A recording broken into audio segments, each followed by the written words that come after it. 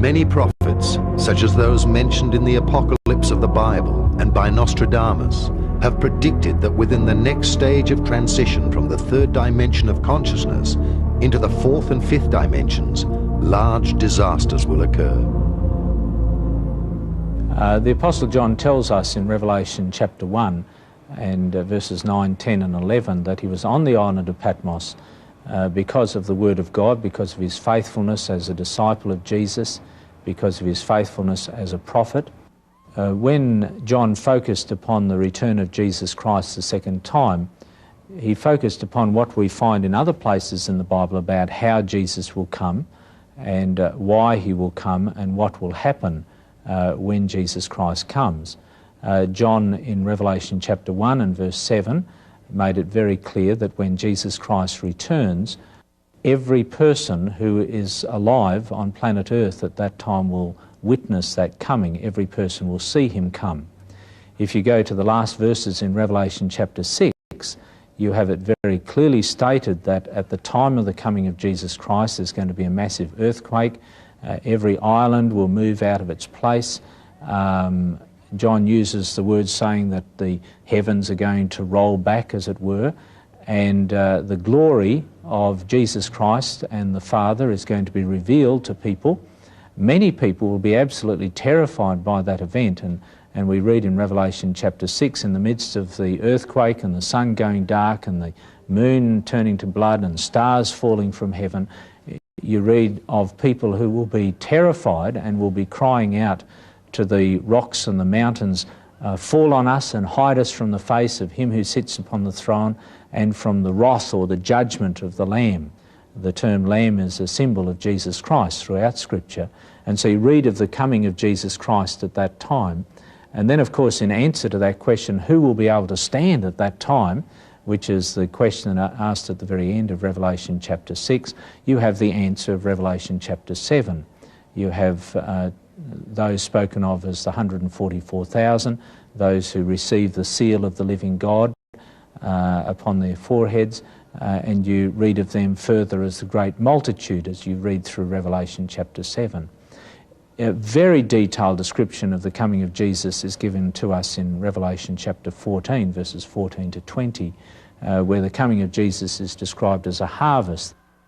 If one compares all the prophecies of writings such as the Bible, the secret revelations of John, the Quran, as well as writings of recent seers, and well over 100 appearances of Mary until 1987, a shocking scenario of three large world events emerges.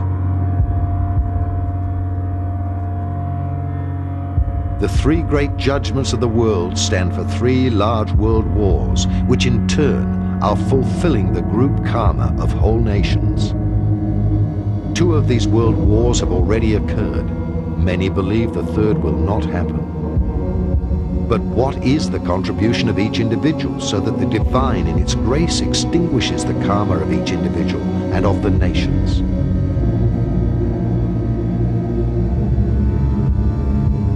All seers and the messages of our Mother of God speak of a third large war which will start in Europe. In particular, they mention troops with the strength of 3 armies invading from the east, and after political unrest, the bloody fall of a leader overnight.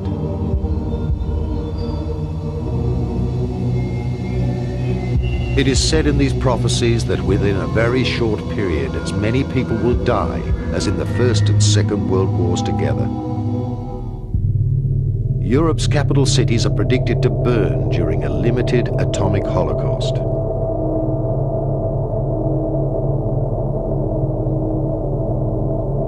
Out of these horror visions, it is clear that China and the United States of America will be involved, along with Russia and the Muslims.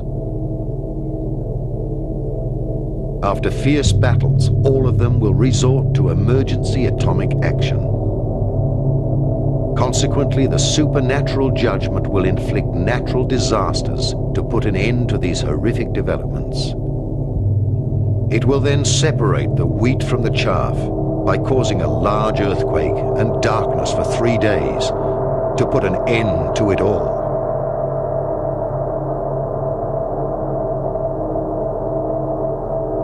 worldwide internal fire will be felt and seen by everyone, and the fall of deadly dust has been predicted to accomplish the remaining cleanup of the karmic execution. There are prophecies in the book of Revelation about a big fire that will cleanse this earth. A very dramatic representation is given in Revelation 19 and 20, near the end of the Apocalypse. In Revelation chapter 19, we read of the coming of Jesus, pictured as him riding on a white horse, a crown upon his head, and he's coming forth as King of Kings and Lord of Lords, and he comes to execute judgment against the beast and the false prophet. In other words, the two beast powers that are described in detail in Revelation chapter 13. The beast that comes up out of the sea is described as the beast, and the beast that comes up out of the earth in Revelation 13 verse 11 and following from there is described as the false prophet. And we find Jesus coming in Revelation 19 executing judgment upon the beast and the false prophet, and we read of them being thrown into a lake of fire at that time when he returns. And then at that time we read in Revelation chapter 20 that the dragon will be taken, thrown into a great abyss, and be held in that abyss for 1,000 years. And during that period of time, the dragon, described also as the devil, the deceiver, or Satan, will not be able to attack or deceive any person who is alive at that time.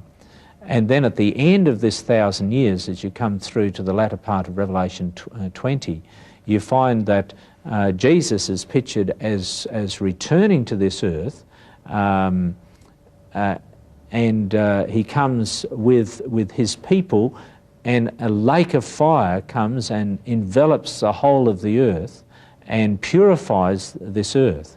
And so the sequence of events that we actually have in Revelation 19 and 20 is the second coming of Jesus, the beast and false prophet facing damnation, as it were, in this lake of fire, then the dragon held as a captive for 1,000 years, then Jesus Christ coming to the earth again with his people, and a lake of fire enveloping the earth and cleansing the earth.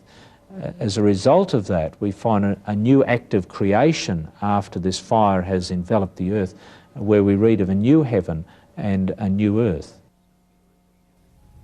All this has been repeatedly predicted by the seers, and all the prophecies which have been made at different times are roughly similar. Conspicuously, all agree on one thing, that these events will start at a time when all believe that peace is at hand. Is the future preordained, or have the seers seen God's master plan? Everything within the omniversum is subject to cosmic cycles. Creation delivers everything according to the principle of duality. As day follows night, a plan for the evolution of humanity's development exists. Likewise, in the plan of creation, there is a cosmic night and a cosmic day. The last cosmic night of creation lasted about 26,000 years. During this cosmic night, man was separated from his divine self. Since the 1980s, we have entered the so-called ending of the cosmic night. During this ending, the spiritual world will be testing everyone for the feelings in their heart. After the year 2011, a cosmic day will begin. This cosmic day will announce itself with a sudden, incredible light, and humanity will become conscious. The earth will be illuminated, and creation will reveal its completion. The final stone of completion of the four-sided Pyramid of Giza is the symbol for the completion of the process. Speaking extraterrestrially, they are here to remind us that there are other things far beyond us, which of course are necessary if we are to evolve into our rightful ascendancy in the things to come. In other words, moving from the third dimension into the fourth and the fifth dimension. UFOs, per se, have always been there. We have forgotten that because we have returned to amnesia and we have returned to illusion. We are now about to walk or talk or act out of that so that we become realism again, that indeed we have the powers that we once had, and we can take them into ourselves again to change the dilemma that we face as a nation, as a peoples, and as a planet. We must do this again as the people. We cannot rely upon our governments anymore. Governments basically are defunct. We don't like to think so, but they are. Governments are also a captive of many of the malefic extraterrestrials. That was true during the Third Reich. It is now true of the United States government, and I don't know how many more. It is time to turn to those who have our best interests at heart. And those who do have our best interests at heart are known as the Guardian Forces. The Guardian Forces outnumber the malefic or bad extraterrestrial forces somewhere around 10 to 1. And yet we do not turn to them, in time of need. Again, to invoke them, again, to get them to step in our direction and to assist us, we must do so through prayer and meditation and love and light and balance. And if we do that again, then we invoke the power, if you will, of the Guardian Forces. We give them the necessary power which they need to deter the malefic forces, including the Wormwood Planet. These things, of course, are very simple, and I think for some people they're too simple. They would rather think that we have to turn to some advanced type of technology or some advanced type of weaponry. Those days are over.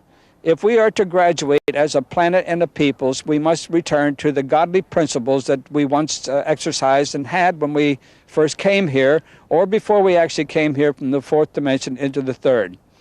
We must return to that godliness.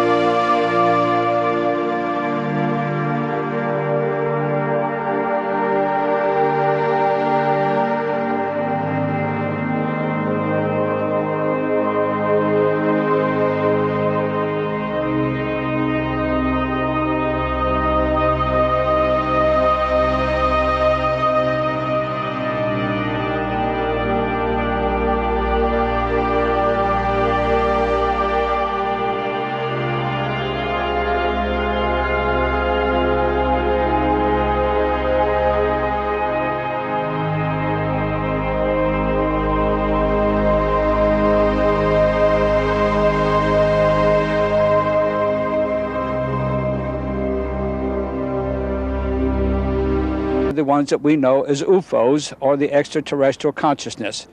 We know, too, that there are two types of extraterrestrial consciousness. One is good, or you might say they have our best interests at heart. The other one does not, and they are the malefic ones. I don't want to go too far with that. I would only say that they represent the two faces of God. It is the same energy. It's our interpretation of that energy, and it's up to us to deal with it in a responsible way. I would like to lead this also into a prognostication which has been about for thousands and thousands of years. Going back to the references of the Wormwood Planet, I mentioned one, of course. I mentioned the Bible, Revelations chapter 8, verse 11. I would also like to make reference to the Sumerian text. If you were to review the Sumerian text, which is the first recorded history, of course, of what is known as Wormwood, you will find then that it progresses up through the Chaldean Chronicles, Babylonian Chronicles, and on into the Judean culture and Chronicles. And, of course, the latest of that being the Bible under Revelations chapter 8, verse 11. Now, what is the Wormwood Planet? Well, there's many speculations about the Wormwood Planet, but I don't think that speculatively we can deny that it exists, because there's proof, although not written, but there's enough proof at hand and at large at this point in time that world government is fully aware of the so-called Wormwood Planet. It isn't the first time that the Wormwood Planet has visited our planet and caused mass devastation and chaos. It's been here, of course, over a period of thousands and thousands of years, And there's scientific proof and also materialistic proof that they have flipped the axis of this planet over 330 times in the past. A new superhuman being will be born. Earth is now close to the birth of its new human being before she enters the full light of the day of the golden age. Dawn has already started. The ascension is the resurrection. Many are being called, but only a few are chosen to become the seed for the new mankind, because the spirits will soon be separated. The vampires will not survive the harsh light of the new day of creation. The change which the earth will experience during the purification process by throwing off her ballast will be unbelievable. During this time, when the earth, groaning, rids itself of the poisons which humans, in their blind ignorance, have inflicted on the planet, it will shake off this burden, and divine grace will help cleanse the lower astral collective body, all three-dimensional structures, with an indescribable fire. The time is near when the earth will unleash the elements, and the angel of judgment will purify it through fire, water, and earthquakes. During her pain of giving birth, Mother Earth will suffer a near breakdown, which will culminate and end in the burning of all that is inferior. The darkness of this world, the afterbirth, will be burnt, and a new humankind will be born. Before this climax, there will only be two parties left, the three-dimensional and the five-dimensional people, who are able to integrate their light body. On the day X, the spirits will be separated. In the same way that it happened during the days of Noah, it will occur again during the days of the human son. They ate, they drank, they married until that day when Noah entered the ark, and the arrival of the flood killed all. Just like it happened during the days of Lot, they ate, they drank, they bought and sold, they planted and constructed every day. But the day Lot left Sodom, fire and sulfur descended from the heavens and killed everyone. So it will happen when the Son of Man is revealed. Whoever will be on the roof on that day and leave his coat inside the house should not return downstairs to get it. And whoever is out in the field should not turn back. Just remember Lot's wife. I say unto you, during that night, when a couple will be in bed, one will be taken, the other left behind. Jesus used Noah as an illustration of end times. He indicated that just as it was in the days of Noah with the flood, so at the end of time there would be devastation. And just as the flood cleansed the world of that time of sin, so with the coming of Jesus there will be a flood of fire that will cleanse the earth. One can visit the area of Mount Ararat, which is the area of eastern Turkey. Ararat, of course, covered the area of Armenia, Turkey, some of Iraq, quite a large area. And in the Tenderek Mountains there, across from Agri-Dag, which is the mountain that is usually referred to as Mount Ararat today, there's been quite a bit of focus of attention upon a boat-like shape in recent times. But the evidence would indicate at this stage that that is not the Ark of Noah. The Ark of Noah was possibly, if we understand what the gopher wood was, and we don't, but if we go back to the original writings, the Ark of Noah was probably built out of papyrus reed. But this great flood deluged the world of that time and cleansed the earth. And Jesus said, as it was in the days of Noah, so shall it be in the days of the coming of the Son of Man. We become open to all impulses which can reach us from the outside. Everything that comes during a dream, which seems to be unreal, in many cases shows us situations which will happen here on earth. Please pay special attention to your dreams. proszę szczególną uwagę zwrócić na sny. Z wielu przekazów dowiadujemy się również From many messages we can learn how in practice the earth will enter the anti-material world. The last material cycle finishes in the 80s and 90s, so we are just in the center of the universe. We are entering the antimatter. The earth will move differently in the anti-material side than at the moment. This movement will have a shape of the number 8, rotating not around the sun, but at first around two energetic centers. One of them will be the sun, and the second will be Saturn. The rest of the planets will also rotate in the way of the number 8 shape, around the centers mentioned before.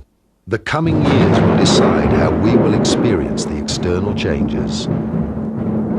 We have the choice either to face the events in fear or to see the cataclysmic conditions of the prophecies of the apocalypse as a necessary renewal for mankind. Because it is up to us how we view the purification.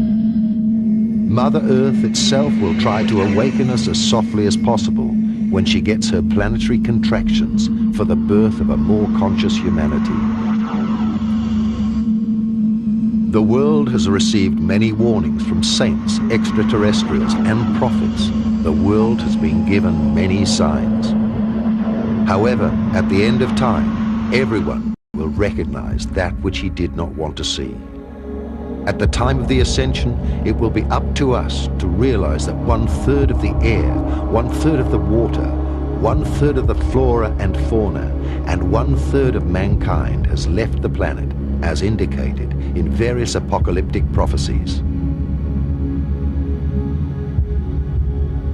A smooth transition would occur if the light workers and humans, through liberation of their active love, and through the call for divine grace, and if millions of people were willing to work on themselves in order to participate in a mass ascension.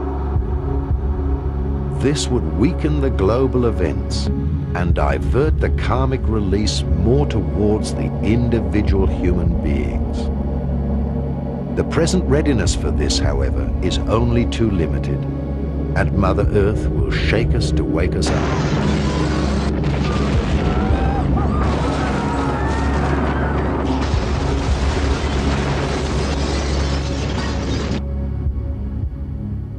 Much of the information does indicate that parts of continents will sink. Certainly the first chapter of the book, Zukunft Vision, talks about my personal experience of living through what I felt was the sinking of much of the lands of California. And I've also done research then into what Edgar Cayce has said about Japan, or parts of Japan going into the sea. And finally, the work of an American channel named Laurie Wilkins Toy, whose Freedom Star map shows even part of Australia being split in half, a good deal of Russia and the northern part of Europe going under the water, and parts of North and South America. All of this would be compensated by new land, however, coming up in the Pacific, a new Lemurian type of land, I guess, and possibly some new land in the Atlantic that might be considered to be a new Atlantis, so that the relationship between continents and the sea would remain pretty much constant over time.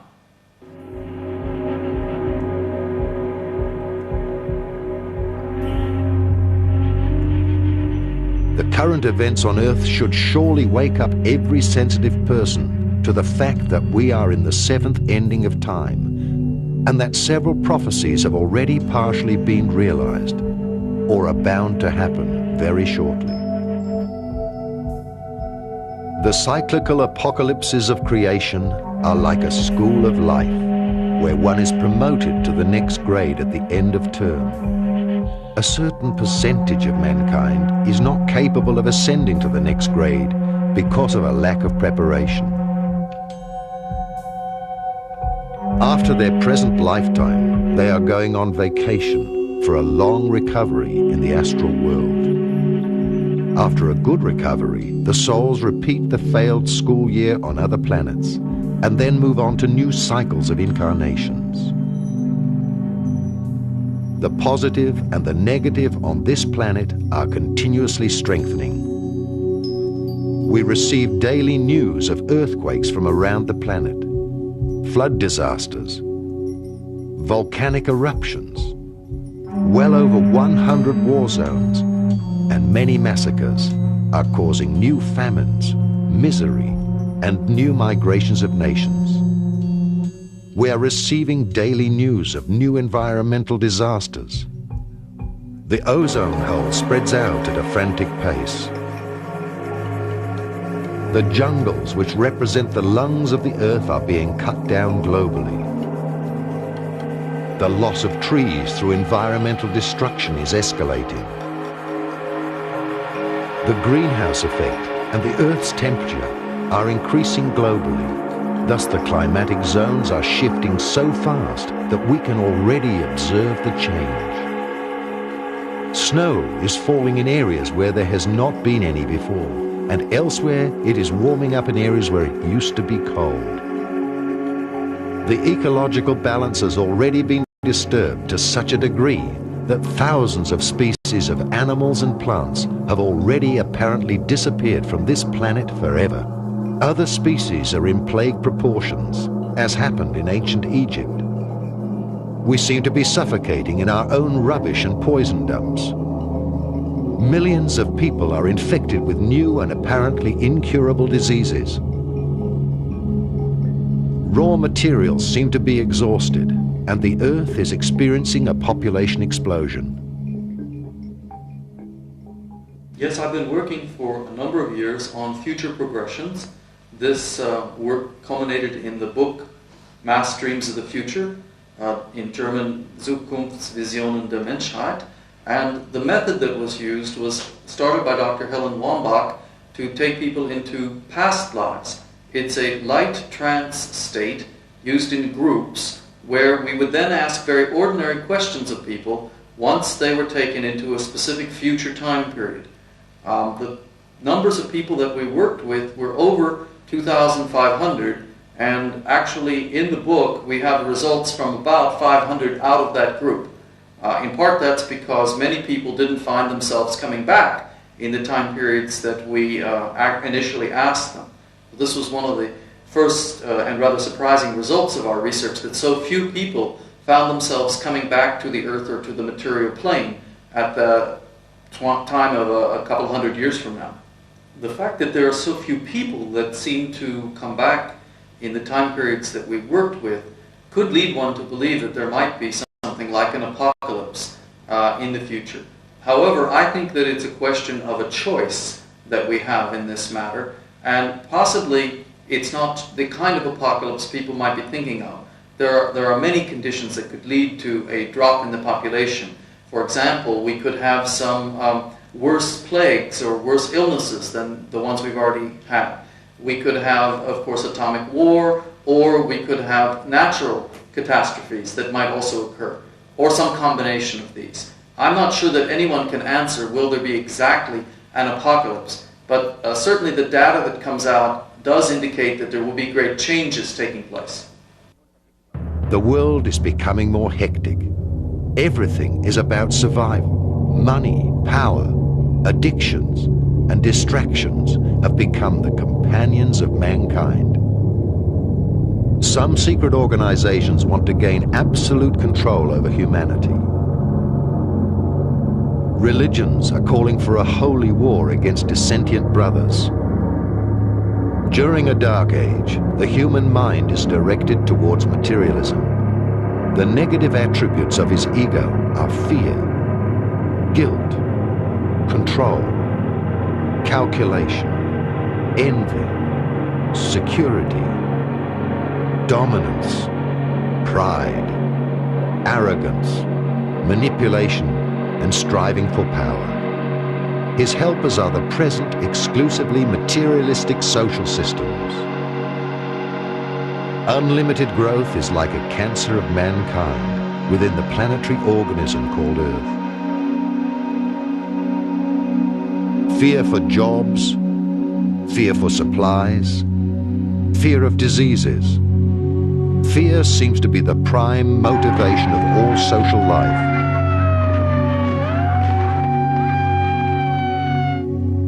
my personal feeling about the future is that it's coming along pretty fast, and much of the research that we did for the book was done in the 1980s and showed that in the future times there would be a series of great changes, including particularly ecological changes. Perhaps the most positive part was that very few people, 1 or 2 out of the 500 or 600 that we worked ultimately with, only saw some kind of nuclear holocaust. Very, very few people saw that. It doesn't seem to be our future.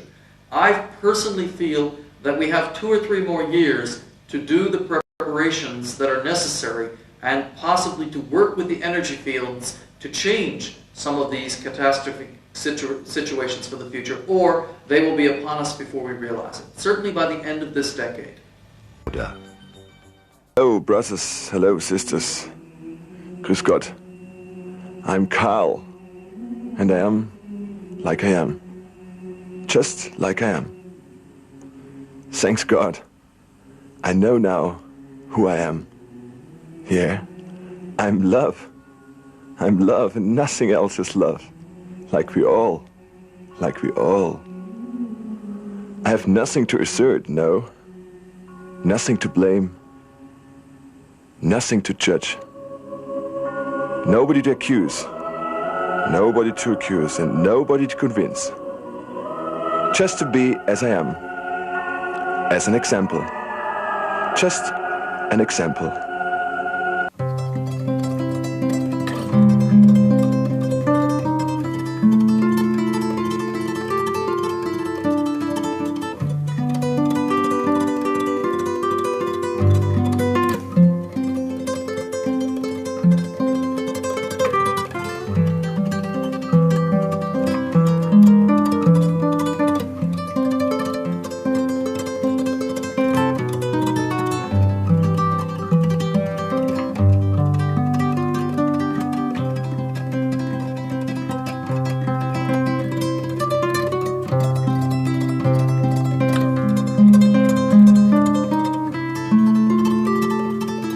We come together as children, as we are, just as children, because we are children forever and forever and forever.